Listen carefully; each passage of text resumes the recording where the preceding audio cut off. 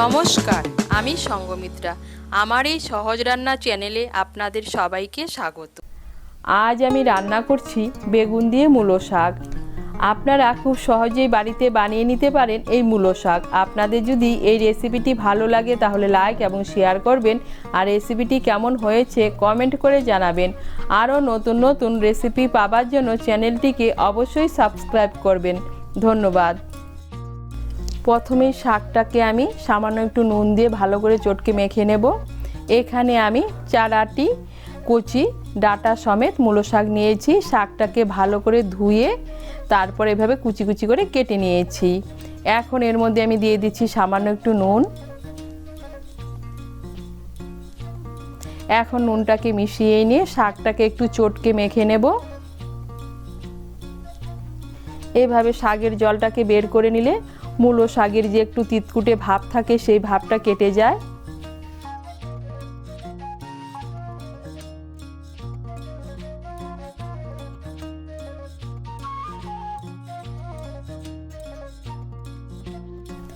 এই দেখুন, নুন দিয়ে আমি শাকটাকে মেখে শাকের জলটাকে বের করে নিয়েছি।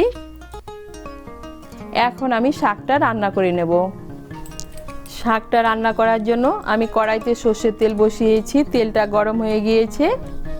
এর মধ্যে প্রথমে আমি বেগুনটা ভেজে নেব। এখানে আমি একটা বড় সাইজের বেগুন নিয়েছি। বেগুনটাকে টুকরো করে কেটে নিয়েছি।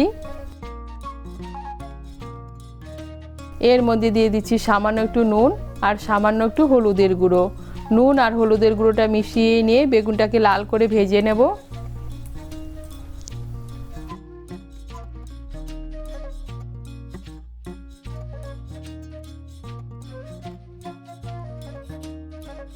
এই দেখুন বন্ধুরা, বেগুনটাকে আমি লাল করে ভেজে নিয়েছি। এখন আমি বেগুনটাকে তুলে নিচ্ছি।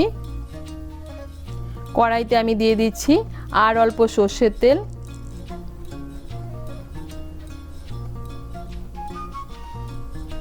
এর মধ্যে আমি দিয়ে দিচ্ছি 3টে শুকনো লঙ্কা।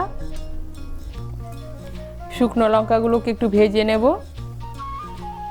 শুকনো লঙ্কাগুলোকে ভেজে নিয়েছি। এখন এর মধ্যে দিয়ে দিচ্ছি থেতো করা রসুন।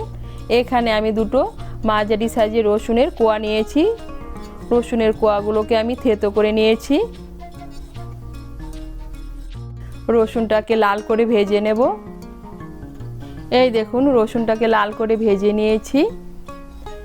এখন এর মধ্যে দিয়ে দিচ্ছি মূলো শাক। মূলো শাকের জলটাকে আমি একটু ভালো করে ঝরিয়ে নিয়েছি।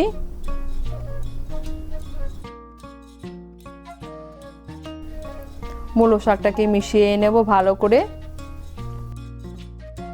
মিশিয়ে নিয়েছি। এখন এর মধ্যে দিয়ে দিচ্ছি স্বাদ মতো নুন।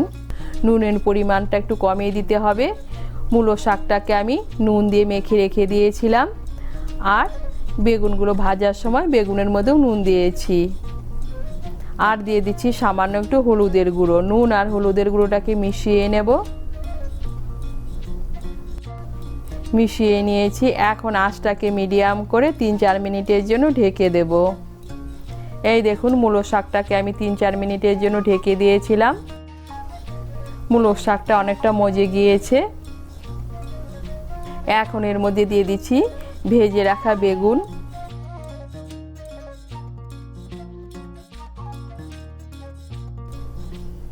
আর দিয়ে দিচ্ছি চিড়ে রাখা 2টো কাঁচা লঙ্কা। বেগুনটাকে ভালো করে মিশিয়ে নেব শাকের সঙ্গে। মিশিয়ে নিয়ে শাকের জলটা পুরোপুরি শুকিয়ে যাওয়া পর্যন্ত রান্না করে নেব। এই দেখুন, শাকের জলটা পুরোপুরি শুকিয়ে গিয়েছে আর শাকের থেকে তেলও ছেড়ে দিয়েছে। তার মানে শাকটা একদম তৈরি হয়ে গিয়েছে। আর তৈরি হয়ে গেল বেগুন দিয়ে মূলো শাক। আপনারা এভাবে বেগুন দিয়ে মূলো শাক বানিয়ে খেয়ে দেখবেন, খেতে কিন্তু অসাধারণ লাগে। তৈরি হয়ে গেল বেগুন দিয়ে মূলো শাক।